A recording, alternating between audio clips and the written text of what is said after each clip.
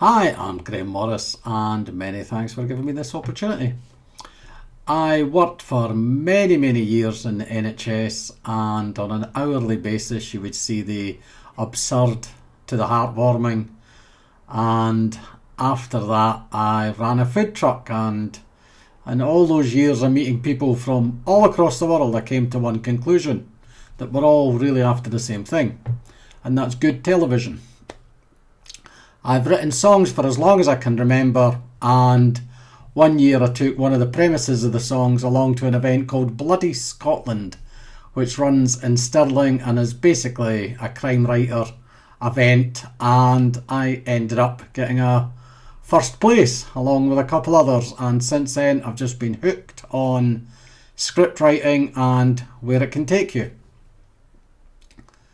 Girl-Shaped Ghost asks a very simple question.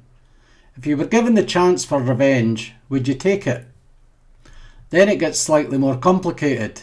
Is it really revenge if the person you're taking it out on has no idea it's actually happening?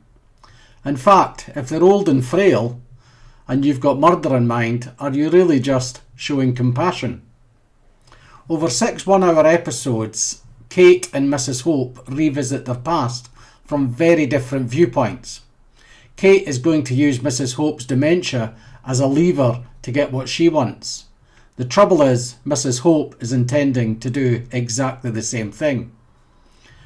Kate soon comes to realise that her life could have been very different, and this causes her to question her own version of events, her own memories of the past. She wrongly assumes at this point that Mrs. Hope is the one pulling the strings, the one who set all this up and brought them all back together. Coming to her senses, Kate decides the best thing she can do is walk away.